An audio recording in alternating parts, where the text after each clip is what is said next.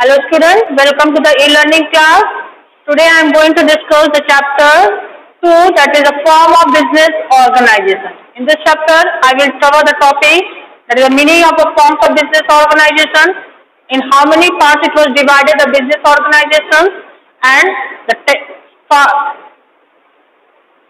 form of private sector enterprises. Clear? So forms of business, or before going to start, first know what is the meaning of forms of business organization. Forms of business मतलब किस तरह से हमारा business organisation form होता है, क्या क्या इसमें कितने पर्सन्स होते हैं, कैसा एग्जिस्टेंस है, लीगल फॉर्मेलिटीज इंक्लूड होता है कि नहीं. कोई भी बिजनेस बना तो जानते हैं बिजनेस कैसा होता है, लेकिन उसके लिए हर चीज का एक अलग प्रोसेस होता है, हर सेक्टर का अलग नियम्स होता है. तो वो भी चीज हम लोग इस चैप्टर में डिस्कस करेंगे. सोल प्रोप्राइटरशिप में कैसा होता है, प्राइवेट फर्म में क्या होता है, पब्लिक सेक्टर में कैसा होता है, प्राइवेट सेक्टर. तो फॉर्म्स मतलब किस कौन सा फॉर्म्स हम लोग ऑर्गेनाइजेशन सेटअप करें, इधर we going to set up the private sector और पब्लिक सेक्टर और जॉइंट सेक्टर. तो वो चीज फॉर्म्स होता है जो हम लोग किस फॉर्म में ऑर्गेनाइजेशन को सेटल करना चाहते हैं, या किस कौन से एरिया में हम लोग उसको सेटल करना है. फॉर्म्स मतलब किस में, whether it will be private, public और जॉइंट सेक्टर. फॉर्म्स मतलब सेटल करना, मतलब किसमें हम लोग को रखना है अपने बिजनेस ऑर्गेनाइजेशन को. तो as we know the meaning of business, business means those activity which are use for earning profit. मतलब कोई सा एक्टिविटी जो हम लोग प्रॉफिट के अर्निंग के लिए उसको हम लोग बिजनेस बोलते हैं ना. और प्रॉफिट अर्निंग के लिए हम लोग कौन सा फॉर्म में बिजनेस करना है, we will discuss in this chapter. First we know what is the meaning of the forms of business organisation. The form of business organization determine its external existence. मतलब बाहरी लोग कौन है, and the party recognized through the existence. और कौन कौन से party से इन्वॉल्व हो रहे हैं. Forms of business organization are those legal forms according to which the business organization organized and run. मतलब बिजनेस ऑर्गेनाइजेशन में हम लोग को देखा जाए किस तरह से हम लोग का क्या डिटरमाइन कर रहा है, एक्सटर्नल एग्जिस्टेंस. मतलब बाहरी की क्या क्या हम लोग की अहमियत है और कौन कौन से पार्टी इसमें इंक्लूड हो रहे, whether they are single ownership और पार्टनरशिप मोड का क्या. और इसमें सम लीगल फॉर्मेलिटीज भी होते हैं जिससे हमारा बिजनेस ऑर्गेनाइज रन हो रहेगा और ऑर्गेनाइज हुआ और रन होगा. रन मतलब चल सकता है. मतलब कौन कौन सा लीगल फॉर्मेलिटी हम लोग के बिजनेस में हम लोग को लगता है. लीगल फॉर्मेलिटी हर चीज में नहीं लगता. पहले था बहुत हर बिजनेस सेटल होने के रजिस्ट्रेशन हुआ था, लेकिन इकोनॉमिक पॉलिसी 1991 होने के बाद ये रजिस्ट्रेशन हट गया. हम लोग कोई भी बिजनेस को as a single private ownership को सेटल कर सकते, लेकिन गवर्नमेंट में आप लोग को रजिस्ट्रेशन लेना पड़ता है. उसके लिए आपको तभी बिजनेस आप फॉर्म कर सकते हैं. तो forms of business organise, there are some legal forms according to which the business is organise. तो जिस तरह से बिजनेस हमारा कौन सा ऑर्गेनाइज किया, कौन सा रन करना है, उस हिसाब से लीगल फॉर्म्स भी फॉलो करना पड़ता है. नाउ क्लियर, ये आप लोग definition of forms of business organisation. Now business organization is divided into three sectors, that is the private sector enterprises, public sector enterprises and joint sector enterprises. Now what is private? Business organization is divided into the private sectors, public sectors and the joint sectors. Now what is the private sector enterprises? Those companies which are fully managed and controlled by the private individual. मतलब particular कोई भी individual जो खुद से वो अपने company को manage और कंट्रोल कर रहा है, they are known as private sector. मतलब यहाँ पर गवर्नमेंट का कोई भी इंटरफेरेंस नहीं है, वो अपना इंडिविजुअल बिजनेस सेटअप कर सकता है. जैसे for example Reliance, Tata company, Birla company, they are the private enterprise. इसमें गवर्नमेंट का कोई भी अंडरटेकिंग नहीं है. जो भी मैनेजमेंट का फंक्शन है, जो भी उनका फैसला profit and loss they bear by itself. ठीक है. तो प्राइवेट सेक्टर एंटरप्राइजेस है जिसमें totally manage by the private individuals. Public sector enterprises means the business which are totally manage and control by the government itself. मतलब जो भी business आप start करना है, लेकिन उसमें गवर्नमेंट का पूरा अंडरटेकिंग है क्या, वेदर इज सेंट्रल और स्टेट गवर्नमेंट, वो पूरा गवर्नमेंट का अंडरटेकिंग में वो बिजनेस रन करेगा, उसको हम लोग पब्लिक एंटरप्राइजेस बोलते हैं. क्लियर. ना joint sector, joint sectors means the sectors which are combined mixed with the private as well as public sector. मतलब जिसमें प्राइवेट एंड पब्लिक का दोनों 50-50% का वो रहेगा, वो उसको हम लोग जॉइंट सेक्टर, मतलब दोनों combined managed and controlled both by private and the public sector. The business which is controlled and managed both by private and public sectors are known as joint sector enterprises. Clear? तो private में क्या था, private individuals है, public sectors में हमारा government का undertakings है, and joint sectors है, both public and private sectors are involve for maintaining the business and manage to control the business. So these are the three parts of the form of business organization. Now the private sector is again divided into the forms of private, उसमें जो हम लोग पढ़ेंगे. तो private sector हमारा इसमें कितने divide किया, sole proprietorship, joint into family business, partnership, cooperative society and a company. तो we will discuss next in the next topic. तो हमारा जो ये प्राइवेट सेक्टर है, इसको हम लोग बाद में इसके पूरे डिटेल से पढ़ेंगे. At a glance for just definition I have given here, सिर्फ डेफिनेशन दिया है. इसके बाद इसके हमें फीचर्स पढ़ने हैं, क्या क्या इसके एडवांटेज हैं, क्या डिसएडवांटेज है. We will discuss by topic wise. तो first we will discuss the forms of the private sector. किस तरह से प्राइवेट सेक्टर्स में क्या क्या फॉर्म्स होते हैं, कैसे फॉर्म होते हैं. Clear? Topic that is a form of private sector. Private sector किस तरह से फॉर्म होता है, इसमें कितने सेक्टर्स होते हैं. तो first is the sole proprietorship, second is the joint into family business, third is partnership, fourth is cooperative society and the fifth is company. तो प्राइवेट सेक्टर से इतने सारे सेक्टर्स होते हैं, इतने सारे बिजनेस ऑर्गेनाइजेशंस को हम लोग फॉर्म कर सकते हैं. तो इसके क्या क्या फीचर्स है, one by one we will discuss. First we will discuss the sole proprietorship. पहले हम लोग सोल प्रोप्राइटरशिप को डिस्कस करें, देन जॉइंट into family क्या है, पार्टनरशिप से क्या क्या फीचर्स है, cooperative society. Topic wise we will discuss. So first we will discuss the sole proprietorship. So what is the meaning of sole proprietorship? Sole proprietorship means private sector क्या था? Private sector हम लोग किसको, the business which is controlled and managed by the private individually. मतलब खुद एक private individual खुद manage कर रहा है उस business का, and he is able to bear the all profit and losses. That is known as the private sector. ठीक है? तो sole proprietorship क्या होता है? Sole proprietorship means a business owned, managed and controlled by single individual. Sole means here single. Proprietorship मतलब business. A business owned, managed and controlled by single individual. मतलब यहाँ का जो owner होगा, only the single person is the owner, is known as the sole proprietorship. मतलब sole proprietor मतलब that only single person is the owner of that business. Clear? In a sole trader business, only one person is solely responsible for providing the capital, for bearing risks, and for the management of a business. A sole proprietor carry a business only for himself and receive all the profit and losses.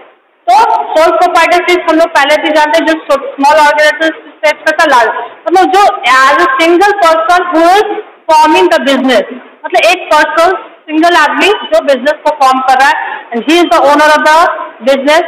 He bears all the losses and profit. वो capital arrangement खुद करेगा, वो अपने management खुद करेगा. मतलब जो भी फंक्शंस है बिजनेस का, वो टोटली उस सिंगल पर्सन के ऊपर ही रहेगा, and he is the only person who manage all the function of the business. मतलब जो भी बिजनेस का वर्क होगा वो सब सिंगली उन्हीं के पास है, और दूसरा उसमें कोई इन्वॉल्व नहीं रहेगा. मतलब उनको कैसे डेलीगेट करना है, क्या वर्क किसको, ऑल ऑफ द हेडेक सब एक सिंगल पर्सन को पड़े. उस वो फॉर्म को अपने ऑर्गेनाइजेशन कैसे स्टार्ट करा, that is mean the sole proprietorship. Sole proprietorship क्या, सोल मीन सिंगल और प्रोप्राइटरशिप मीन्स बिजनेस. मतलब जो एक सिंगल आदमी एक बिजनेस को स्टार्ट कर रहा है, उसे हम लोग सिंगल सोल प्रोप्राइटरशिप बोल रहे हैं. ठीक है?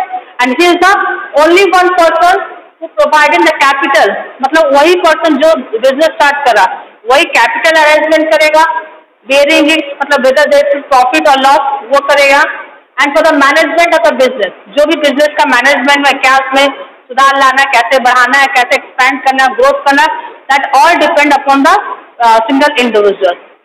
और जो भी प्रॉफिट एंड लॉस है वो अकेला ही बियर करेगा. Whether gain a profit he will take all profit, if he bear loss then he take all the losses. Clear? तो sole properties means one of the oldest form of the business also. ये बहुत पहले का business form है, बहुत oldest form of business है, जो अपना ऑर्गेनाइजेशन कोई आदमी खुद सेटल करना था. इसमें कोई लीगल फॉर्मेलिटी नहीं रहता है. सोल प्रॉपर्टीज में हमारा कोई लीगल फॉर्म्स नहीं होगा, कोई रजिस्ट्रेशन नहीं होता. आपके पास कैपिटल है, आप बिजनेस स्टार्ट कर सकते हो. in a sole proprietorship. There is no legal formality under the sole proprietorship. Clear? So sole proprietorship is one of the business managed and controlled by the single owner. Only single owner is there for the sole proprietorship. Clear? Now, next we go to the features of sole proprietorship. Features क्या क्या sole proprietorship का है? First, as you know, there is a single ownership. मतलब only one person is going to establish the business. सिर्फ एक ही person है जो उस बिजनेस को स्टैब्लिश कर सकता है और उसके साथ कोई भी अदर पार्टनर्स नहीं ज्वाइन होगा. मतलब उसके पास अगर कैपिटल है तो वो कैपिटल को इन्वेस्ट करके एज ए बिजनेस स्टार्ट कर सकता है. So as we know, business is managed and controlled by single individual. So one of the features of the sole proprietor that the business is managed and controlled only by the single person. Clear? He is the only person who is the owner of the business. Clear? Next, formation and the closure. The second feature of the sole proprietorship is the formation and closure. There is no legal formality regarding at the time of the formation and the closure of business. Formation मतलब जब हम business establish कर रहे हैं तो उस समय कोई legal formalities नहीं है. आपके पास इतना है कि आप उस बिजनेस स्टैंड करने के लिए आपके पास कैपिटल्स हो, लेबर्स हो, आप उस बिजनेस को स्टैंड कर सकते हो. अगर आपके पास capital then you have to form the business. Closure, अगर आपको कोई ऐसा नहीं गवर्नमेंट को आपको before we have to closing the business you have to inform the government you have to close the business. तो आपको अगर आप ह्यूज लॉसेस में भी हो तो आप अपना बिजनेस ऑर्गेनाइजेशन को क्लोज कर सकते हो. उस समय भी आपको कोई लीगल डॉक्यूमेंट नहीं है कि आपको गवर्नमेंट से परमिशन लेना तब आप बन सकते हैं. So there is no legal formalities between in the formation and the closure of a sole proprietorship. Clear? The third is the unlimited liability.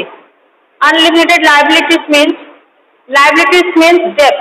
मतलब आपका debt, मतलब आपके ऊपर जब losses ज्यादा होगा, if the company incurred huge losses, तो आपका liability बढ़ेगा. जब company incurred huge loss का तो आपका liability बढ़ेगा. तो company have to bear all the liabilities. जो ओनर है जितनी भी लाइबिलिटीज है वो सिर्फ सिंगल ओनर, जो भी इंडिविजुअल पार्टनर पर्सन होगा ओनर, उसको ही पूरी लाइबिलिटी भरना, मतलब डेप्ट भरना पड़ेगा. If the company is not able to bear all the liability from the assets of the company then the owner have to sell his personal property to pay the डेप्ट. अगर ओनर के पास company के assets के बाद अगर उसका डेप्ट clear नहीं हो रहा है तो वो अपने पर्सनल प्रॉपर्टीज को भी सेल करके डेप्ट को क्लियर करना है उसको. तो in a single in a sole proprietorship there is unlimited liability. The owner has to bear all this liability. No other person is sharing this liability. जो भी लाइबिलिटी है वो सोल प्रॉपर्टीशिप मतलब जो सिंगल ओनर है he has to bear all the liabilities. Clear? Next is the individual risk bearing and profit. So, as you know, one of the main features of the business, there is a risk. High risk, high profit, low risk, low profit. So, in a sole proprietorship, the owner is the only person who bear all the risk, whether the company is earning profit or loss. If you are earning profit, then you have to receive the whole amount of profit, and if you are earning loss, then you have to bear all the loss. तो जो भी company का profit होगा और loss होगा वो individually sole proprietorship जो ही उसको ही पूरा झेलना है, चाहे वो प्रॉफिट हो या लॉस हो. तो इंडिविजुअल रिस्क बेयरिंग मतलब ही is the only person who bearing the risk. Risk मतलब कोई भी बहुत अपने बिजनेस को एक्सपैंड करना है तो risk taker whether he have to involve the capital और नॉट.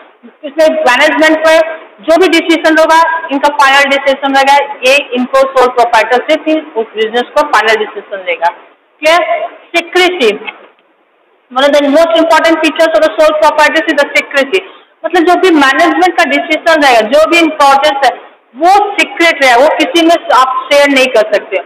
इन सोल प्रोप्राइटरशिप एक ही पर्सन मालिक है, जो भी इनका अकाउंट है, जो भी इनका मैनेजमेंट डिसीजन है वो एज अ सीक्रेट फॉर्म में रहेगा, किसी से हमको शेयर नहीं करना पड़ेगा. जैसे पार्टनरशिप में कितने पार्टनर्स है तो सबको कोई भी डिसीजन सब पार्टनर्स में शेयर करना पड़ता है. लेकिन सोल प्रोप्राइटरशिप में there is a secret of all the document. जो भी डॉक्यूमेंट वो सीक्रेट रहेगा, वो किसी से शेयर नहीं करा. Whether what is the management function decision, क्या प्रॉफिट हमारा हुआ, क्या लीगल फॉर्मेलिटीज है.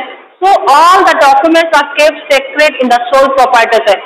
Only owner is able to know what is the what are the functions that provide in the sole proprietorship. जो भी हमारा डिस्कशन है मैनेजमेंट का फंक्शन सिर्फ ओनर्स ही उस डिसीजन के बारे में जान सकता है, बाकी कोई भी पार्टनर उस डिसीजन के बारे में नहीं जानता, वर्कर्स या मैनेजर जो भी है। तो सोल प्रोप्राइटर्स में हमारा सीक्रेसी बहुत ही रहता है, और अदर्स फॉर्म्स में बिजनेस में हमारा जॉइंट इंटू फैमिली में भी नहीं रहता, पार्टनरशिप में भी नहीं रहता। तो इसमें क्योंकि पार्टनर ज्यादा तो हमको हर चीज शेयर करा पाए, लेकिन सोल प्रॉपर्टीज में हम कुछ भी शेयर नहीं करते, सिर्फ ओनर के पास ही सब चीज सीक्रेट रहता है। क्लियर? तो next topic is that is the advantage of sole properties. तो अभी हमने फीचर्स पढ़ा, तो फीचर्स से भी हम लोग को एडवांटेज मिल जाएगा, तो आप लोग को ज्यादा बॉदर अबाउट नहीं करना पड़ेगा कि इसका फीचर्स एडवांटेज सिंपल आगे मिल जाएगा। अगर आप डेफिनेशन अच्छे से पढ़ लोगे, you have to know that features, advantage and the disadvantage. The first advantage of sole proprietorship is that it puts decisions. So, as a sole proprietor, you know there is only the single person who manage and control the business. That is the only one person is the owner of the business. So, he has to know control while taking the decisions with others. मतलब किसी और से भी इनको जो भी decision लेना है खुद का लेना है, किसी से कंसल्ट नहीं का, कोई मीटिंग नहीं का, not there is no wastage of time while taking the decision. So, as a quick and prompt decision taken in the sole proprietorship, मतलब sole proprietorship में आपका जब भी डिसीजन कोई भी आधा लेना हो, तो वो owners at a moment take a decision. और सब बिजनेस क्या होता है, अगर कोई भी डिसीजन लेना है तो यही आपको consult with other partners also, मतलब जैसे जॉइंट इंटू फैमिलीज भी हुआ, उसमें भी हर मेंबर्स जो भी ओनर्स है उन लोग से आपको डिसीजन लेना है, आपको make a meeting, fix to meeting, then you have to discuss about the topic, then you have to take a final decision. But in the in a sole proprietorship, there is no arrangement of such things for consulting anything to anybody. He has the only owner, person who is the owner of the business, who has to take a decision. मतलब जो भी decision है business का वो खुद लेगा। Sole proprietorship leads to a quick decisions for making the any business organization. ठीक है, कैसे हमको स्टार्ट करना है, क्या करना है, कोई भी डिसीजन का बीच में आना है, तो वो as a owner he is the only person who take the decision. Clear? Next is confidential, मतलब कॉन्फिडेंस हमने फीचर से पढ़ा था, secrecy same but language is the same, meaning the same. Secrecy होगा, कोई भी डॉक्यूमेंट हो, कोई भी अकाउंट हो बिजनेस का, वो एज अ सोल प्रोप्राइटरशिप में किसी को शो नहीं करना, हमको कितना प्रॉफिट हुआ, हमको कितना लॉस हुआ, हमारा कितना इन्वेस्टमेंट हुआ, जो भी सीक्रेसी रहेगा वो ओनर के पास ही रहेगा, वो किसी को शो नहीं करेगा, उनके पास जो भी हमारा डॉक्यूमेंट है वो कॉन्फिडेंशियल ही रहेगा, किसी को हमको शो नहीं, किसी को हमको डिस्कस भी नहीं करना है कि हमारे पास क्या है, हमको कितना प्रॉफिट है, क्या लॉस है, क्या हमको कैपिटल इन्वेस्टमेंट, हम कितने वेजेस दे रहे, क्या सैलरी दे रहे, they all are confidence with the owner. मतलब जितना भी कॉन्फिडेंस है सब ओनर के पास ही सीक्रेट रहा, वो किसी के पास अदर्स के पास नहीं रहेगा।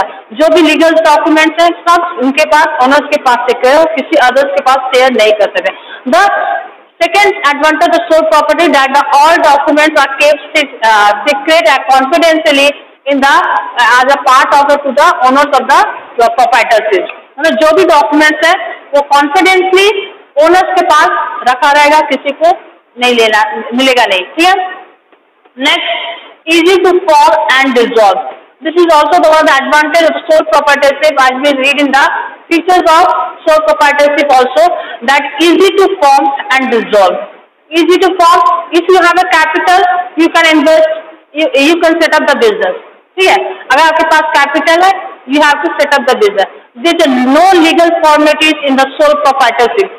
आपका sole proprietorship for the formation of business there is no legal, मतलब sole proprietorship फॉर्म स्टैब्लिश करने के लिए आपको कोई लीगल डॉक्यूमेंट्स नहीं चाहिए, कोई गवर्नमेंट की परमिशन नहीं चाहिए।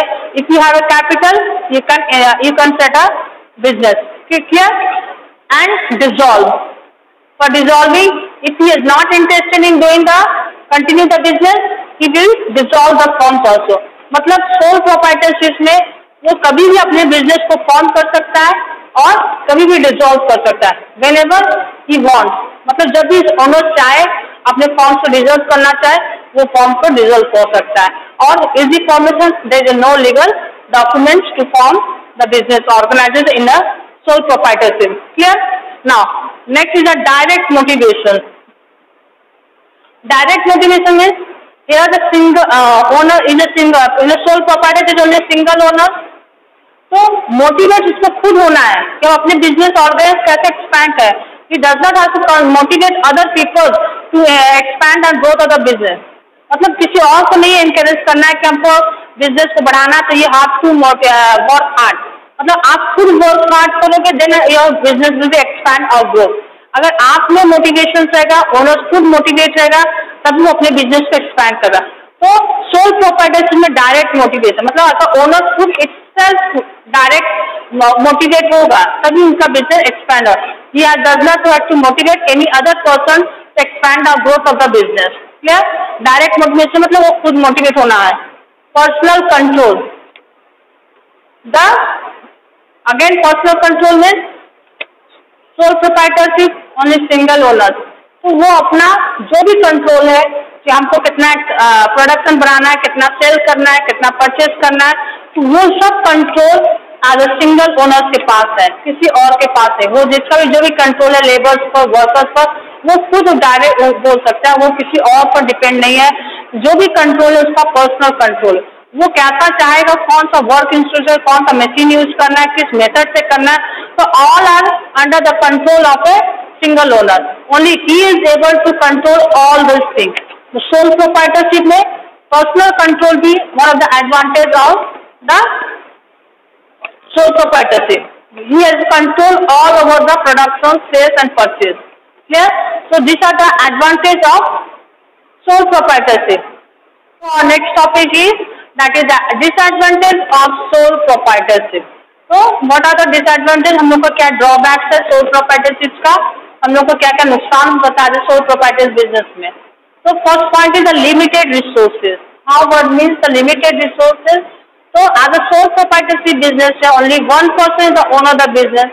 तो हमारा जो रिसोर्स हम यूज करता है लिमिटेड वे में रिसोर्स का, क्योंकि एक आदमी के पास इतना अमाउंट ऑफ कैपिटल्स नहीं है कि वो हर टाइप का रिसोर्स को एज अ अनलिमिटेड भी खरीद सके. तो according to the capital investment we can expand our. हमारे पास जितना पैसा है उसी को हम बिजनेस को एक्सपेंड कर सकते हैं. रिसोर्स भी ज्यादा यूज कर सकते हैं तभी तो हमारा बिजनेस एक्सपेंड होगा. लेकिन हमारा सोल प्रोप्राइटरशिप से हमारा रिसोर्स लिमिटेड रहेगा, क्योंकि हम लोगों के पास इतना ज्यादा पैसा नहीं रहे. एक ही आदमी है जो कैपिटल को रन करेगा, उसमें वो कैपिटल इन्वेस्ट करेगा.